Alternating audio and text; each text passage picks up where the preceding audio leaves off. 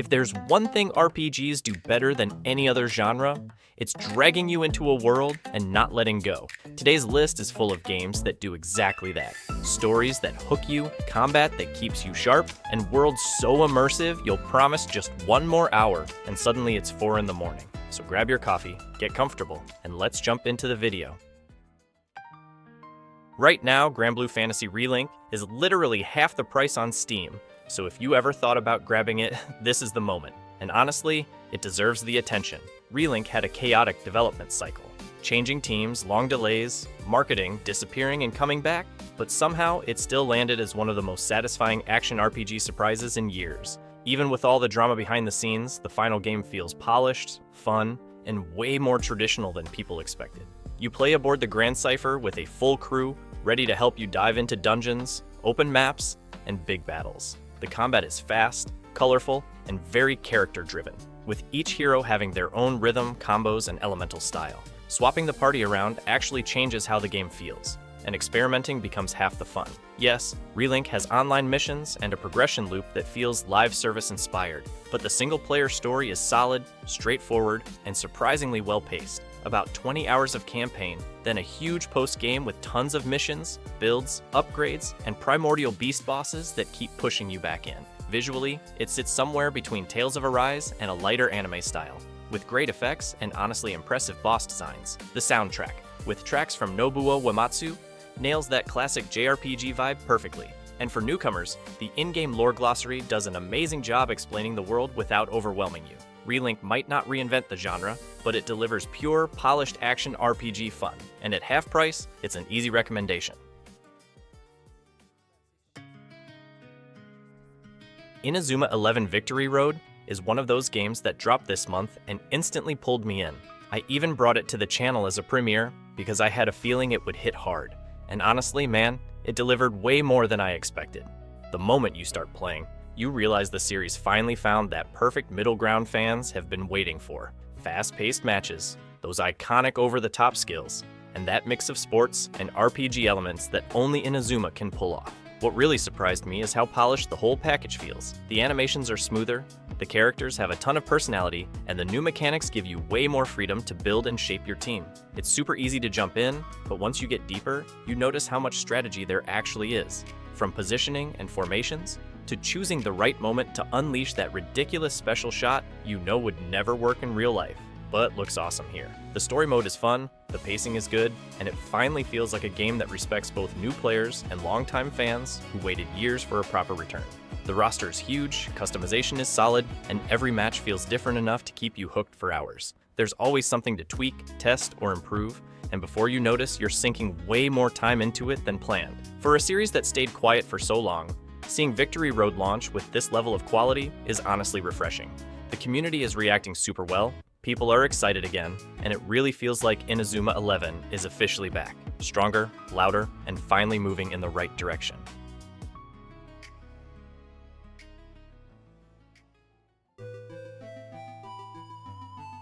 Some RPGs catch your attention not with big worlds or flashy combat, but with the way they play with time, memory, and the bonds between a group of heroes. In Stars and Time does exactly that. Instead of showing a full journey, it drops you right at the final chapter, moments before a showdown with a king who controls time itself. When everything collapses, Siffrin, the quiet mage-like lead, becomes the only one who remembers each failure, reliving the same day in an endless loop. What keeps the story grounded is the party. Mirabelle takes the role of the determined leader, Isabeau supports everyone emotionally, Odile brings sharp analysis and dry humor, and Bonnie adds innocence and courage. Their conversations feel genuine, and even small interactions reveal how close they've grown long before the player arrived. The loop mechanic shapes both tension and strategy. Every reset weighs on Siffrin as he tries to fix mistakes the others don't even remember. Combat uses a rock-paper-scissors system, where timing matters more than raw power. Building 5 hits of the same type triggers a team combo that deals heavy damage and heals everyone.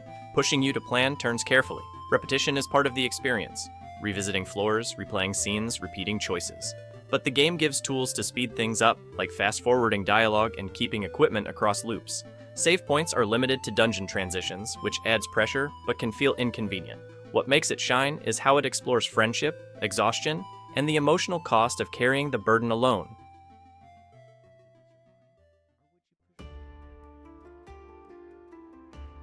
Kingsvein wastes no time showing what it really is, a brutal, atmospheric dungeon crawler that relies on tension, darkness, and smart decision-making instead of flashy cutscenes. And here's a hidden gem for you, one of those indie RPGs that feels handcrafted to challenge your patience, your awareness, and your curiosity from the very first steps. The game throws you into a collapsing labyrinth with nothing but a torch and the hope that whatever waits behind the next corner won't end your run.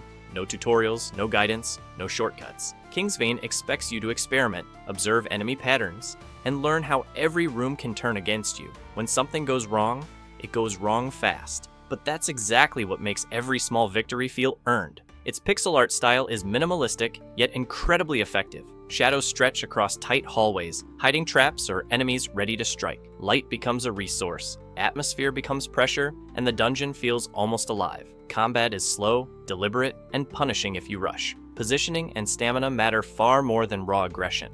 What really stands out is how the game rewards curiosity. Trying a strange item, testing a risky path, or pushing just a little deeper often leads to discoveries or disasters, but always teaches you something. Even failure feels like progress because the dungeon reveals itself piece by piece. If you love tough pixel art RPGs that value atmosphere, tension, and meaningful choices, Kingsvein is absolutely worth diving into.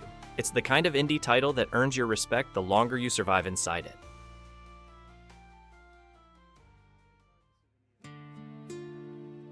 It's hard to explain Expeditions Rome without mentioning how strangely personal it becomes. You start with a simple setup. Your father is murdered, your status collapses, and you flee the capital. But instead of following a straight revenge path, the game suddenly hands you a legion and throws you across Asia Minor to conquer lands where no one wants you.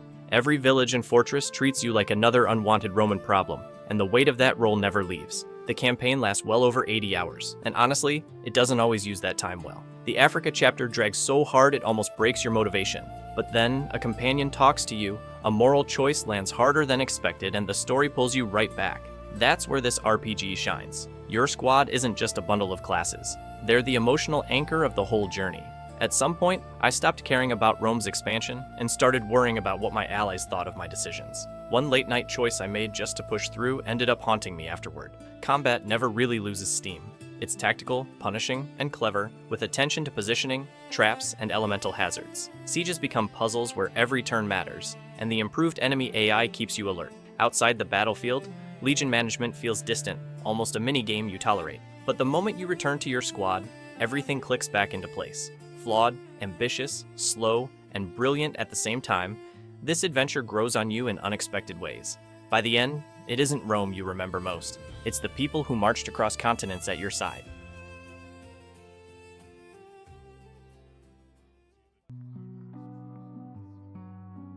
Tyranny is one of those RPGs that sticks with you long after the screen goes dark. Not because you're the hero, but because you're part of the winning side of evil. The premise hits fast. The world has already fallen to Kairos, an unknowable ruler whose magical decrees can erase cities, reshape landscapes, and end wars instantly. You play as a Fatebinder, a judge with terrifying authority, drop between rival factions who want to control you as much as they fear you. What makes this game special is how deeply your choices shape Teradus. Before the campaign even begins, you rewrite the history of the recent war in a board game-style conquest map, and those early decisions ripple through everything. Alliances, hatred, entire regions reacting to your presence. The companions you recruit respond with loyalty or fear depending on how you handle justice, cruelty, or mercy. Their reactions feel personal and sometimes uncomfortably real. Combat follows the classic isometric style, letting you pause to plan spells, combos, and positioning. Magic crafting is a standout.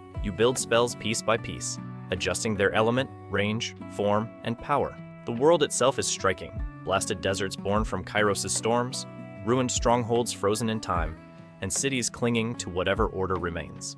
But the real weight is moral. Tyranny constantly forces you to judge people who live under an oppressive empire you represent. Some choices feel easy on the surface, but hit harder when you understand the rules of this world. A few moments genuinely made me stop and rethink everything. The ending doesn't fully match the strength of the journey, but the path to get there is unforgettable. Rise of the Third Power is a retro-styled RPG that feels instantly familiar, yet builds its own identity. Set 15 years after a devastating Great War, the world is still fragile when Noriskov, the new tyrant of Arcadia, begins rebuilding his army and threatening the fragile peace. That's when Rowan and Corina step in, pulling off a risky plan to kidnap Princess Ariel and stop another global conflict before it erupts. The story has ambition, inspired by 20th century European tensions, but it doesn't always deliver the impact it aims for. What really keeps the game engaging is the cast. The dialogue between the 8 party members is sharp, fun, and full of personality, with Corina easily becoming a standout. Even without branching choices, their interactions make long sessions worth it. Combat is the highlight. It's classic turn-based design. Speed determines turn order, cooldowns matter, and every ability serves a purpose. The real strength comes from party synergy. Skills naturally combo into each other, letting you stack effects and tear through tougher enemies once you understand how characters fit together. Battles stay exciting even many hours in. Visually, the pixel art nails the 16-bit nostalgia vibe. Animations are expressive, maps are well lit and detailed, and the whole world feels crafted with care. The soundtrack and character portraits aren't as strong, but nothing breaks immersion. With no random encounters, adjustable difficulty, and solid performance on Switch, it's an easy RPG to sink into. Some RPGs throw tutorials at you. Underrail throws silence, darkness, and a world that's already moved on without you. From the moment you step into its decaying tunnels, there's this constant feeling that you're the outsider, someone trying to survive in a system that doesn't care whether you succeed or get swallowed by the next creature lurking in the shadows. Set deep beneath a ruined surface, Underrail presents a society fractured into rival stations, secretive factions, and people who cling to scraps of technology like it's the only thing keeping them sane. What makes the game shine is how naturally its world pushes you to adapt. You don't learn because a quest tells you to, you learn because the wrong build or wrong move can end your run fast. Its character creation is a playground for experimentation. You can craft a stealth-focused assassin, an explosives expert, a Psy wielder who bends reality, or an engineer who survives through traps and gadgets. Every perk genuinely changes how you approach combat, exploration, and conversations. Nothing feels wasted. Combat is tense, turn-based, and built around positioning. A single mistake can snowball into disaster, especially when you're outnumbered in a narrow corridor, or caught between hostile factions. The sound design and ambiance make every encounter feel like a real threat. The beauty of Underrail is in how honest it is. No hand-holding, no shortcuts, no fake difficulty. Just a tough, rewarding RPG that treats your decisions seriously and expects you to do the same. If you love dark, reactive worlds and deep character builds, this one deserves a spot on your list, even if it makes you sweat along the way.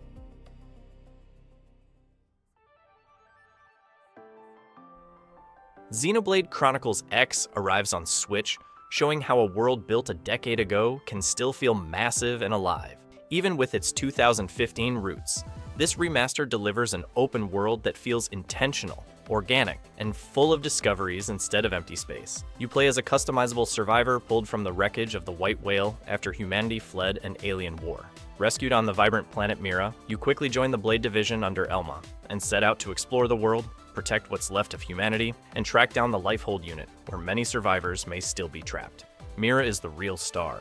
Huge biomes, strange wildlife, hidden paths, and landscapes that look handcrafted rather than procedurally scattered. Exploration almost always rewards you, whether with items, secrets, enemies, or breathtaking scenery. Combat shifts drastically once scales enter the story. On foot, fights are tactical and timing-based. Inside a scale, the scale changes completely. Heavy weapons, big area attacks, and careful energy management. Using one to finally beat creatures that crushed you earlier feels amazing. Side quests add a lot of heart, focusing on the struggles of settlers trying to build a life on a hostile planet. Affinity missions go deeper, strengthening bonds and giving the narrative emotional weight. The Definitive Edition improves visuals, lighting, performance, and even adds new post-game content centered on skills, stretching an already enormous adventure.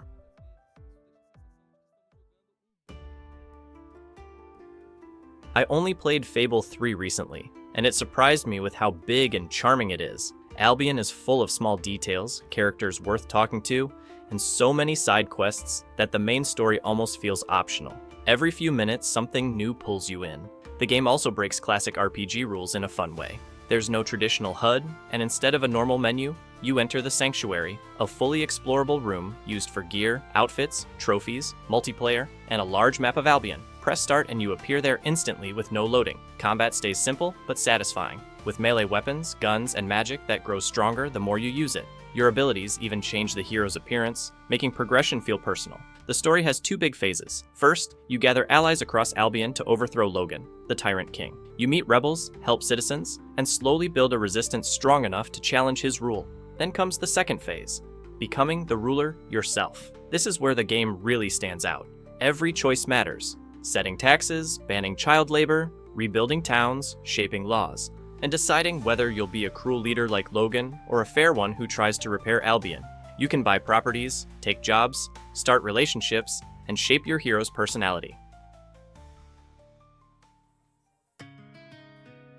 Battle Chasers Nightwar hits harder than most indie JRPGs, not because of its story, but because it refuses to go easy on you.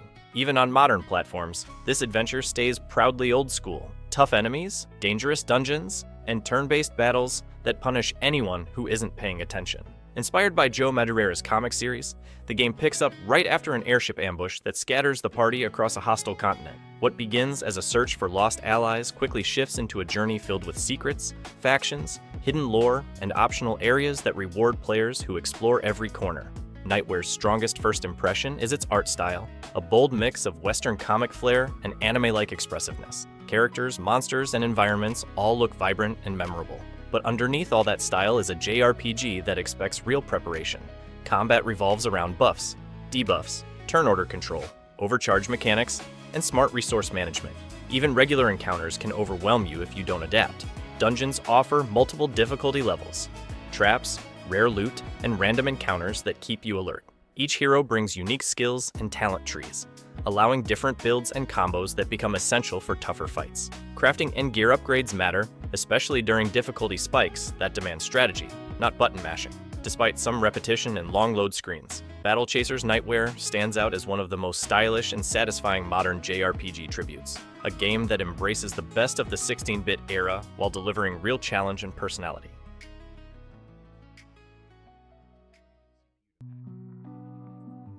Sovereign Syndicate is one of those RPGs that immediately catches your attention with its strange mix of Victorian steampunk and mythological creatures.